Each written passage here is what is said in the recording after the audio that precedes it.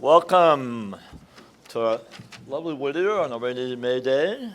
I'm Paul Twardock. I'm going to be your MC today with some probably assist from Tim Lyden at some point. Welcome to the 8th annual Prince William Sound Natural History Symposium put on by the Prince William Sound Stewardship Foundation. We're 8th year. That's pretty amazing here. We really appreciate the City of Whittier. We'll hear a little bit more from them in a minute. And all our supporters and sponsors. Just a couple sort of housekeeping things. There's a bathroom in the back room there. You hang a left and a left. And there's a bathroom out in the lobbies here. If something, alarms were to go off for whatever reason. This is actually their tsunami safe zone up here, I believe, right, Victor? This is a tsunami like a retreat place, but if it's a fire, we go out, don't use the elevator, out the door. Welcome to our online participants.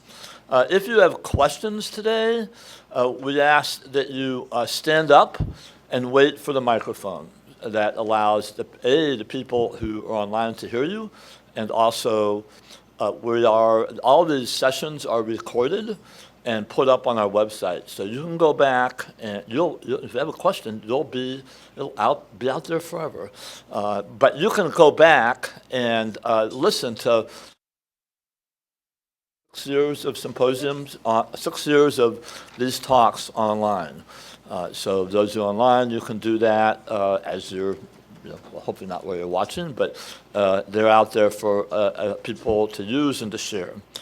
For those people online, if you have a question, we have someone monitoring the chat box. Just enter your question for the speaker in the chat box, and we'll repeat it here for you. This is such an amazing, I said this yesterday, way to start off the summer. It's going to be summer one of these days, for sure. And reset our brains from winter, or wherever we've been traveling, and getting back to Alaska, and starting to think about the summer to come. And I was down on my boat last night, and I've already been out a couple times, and the animals are showing up. I'm hearing white-crowned sparrows and varied thrush, and the birds are back. We started to see shorebirds this last week out on the Sound. Saw a minke whale. That was pretty cool. Haven't seen one of those in a while.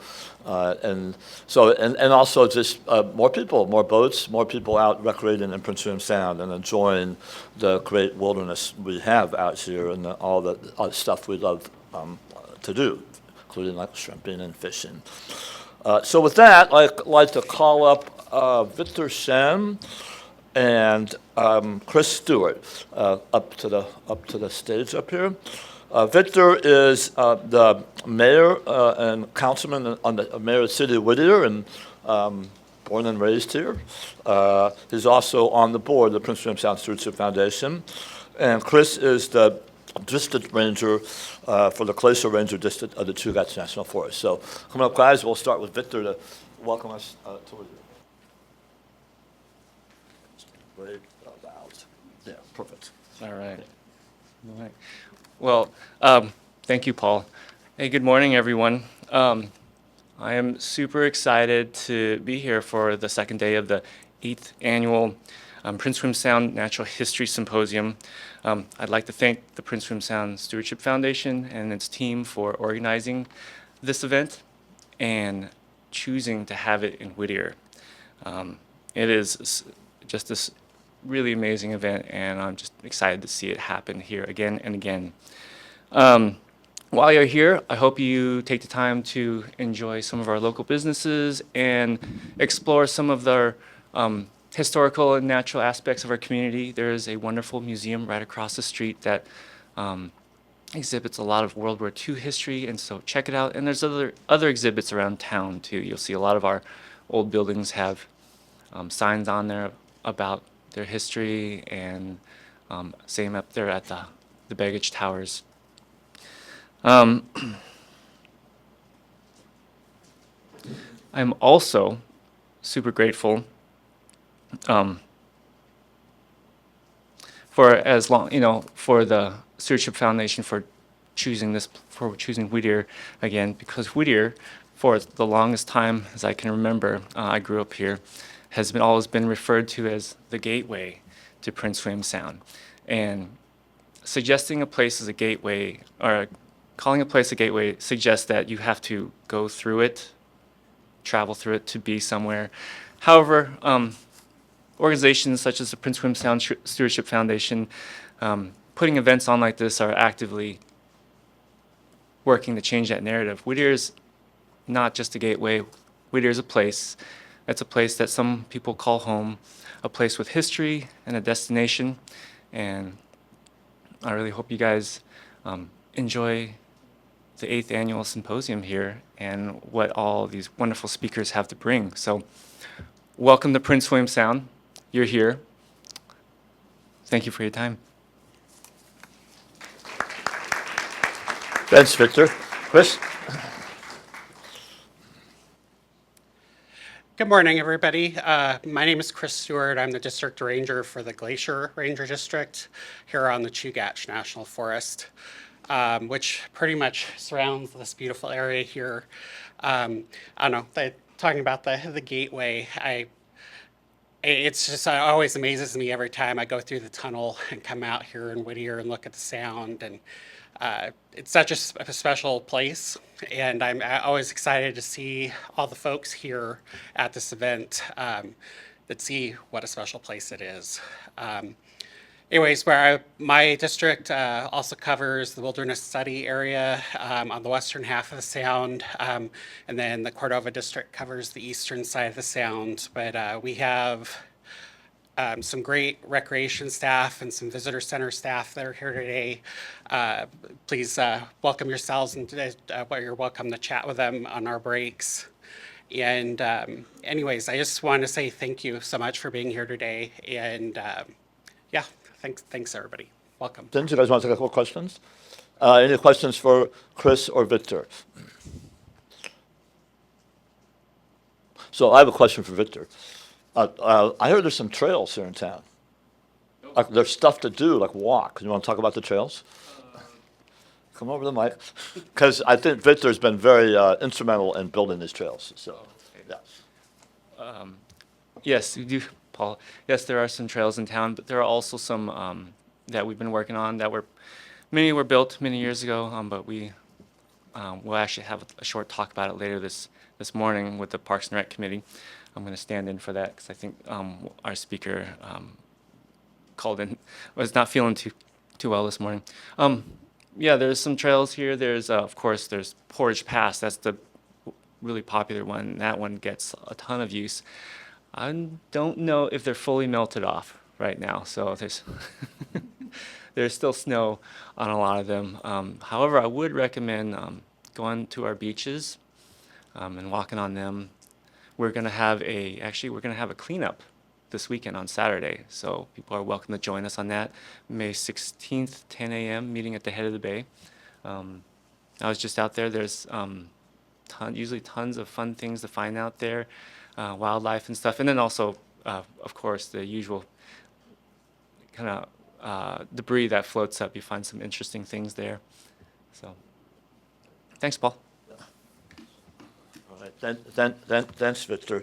And Chris, a question for you. Are there any sort of significant activities or projects this summer that the Forest Service has planned out in the Sound? We always have a lot going on. This summer, I know a couple of our rec staff here, say Barb and Ellen are around. They are working with the Stewardship Foundation to do some trail work out at Shrode Lake, and then doing one beach cleanup. And then I believe our Pete, our botanist, is going to be working with you guys on some noxious weed abatement. Other than that, we have a couple trips out here in the Sound planned to maintain and keep our cabins up and running. All right, thanks. Thanks, guys. Any other questions for these two? Yeah, and stand up and we'll get you a microphone, I think. My biggest question the biggest question that I have, I work at Alaska as concierge capacity, and they always wonder, is the barracks going to stay here forever? The story of the Army barracks, I have, heard that filming companies have offered to, demolish it, but I've also heard that it's, extremely contaminated with things that are harmful to people. So I always tell them not to go, near it. But is there any kind of a plan for what might happen with that building, or will it stay there historically? Well, I think we're referring to the Buckner building. That's right in our view over here.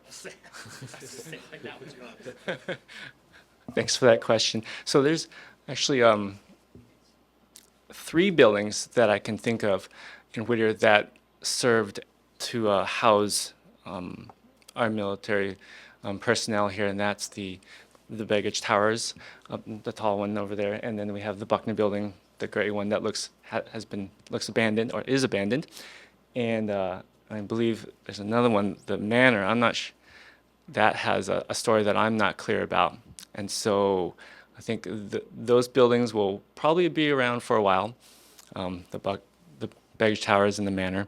However, the Buckner building, I think, is going to probably have a different fate. It has not been maintained for decades, and yes, you are correct. There is, when it was constructed, they used a lot of material that we would consider pretty hazardous to our health and also to the environment. And so that all needs to be remediated, whatever happens to it, whether we decide to rehabilitate it or to condemn and demolish it. What you can do is you can go onto the City of Whittier website, whittieralaska.gov, and there's a link on there taking you to the Buckner building project. And from there you can see the plans and the timeline that we have for that building right now. We just received a substantial grant for the remedial process. So it has an RFP out to hire a project manager, and then from there we'll be moving forward from there. But check out that website. There's more information there, and you can also contact the City of Whittier office, which is actually downstairs. All right. Thanks, guys. One round of applause for these guys.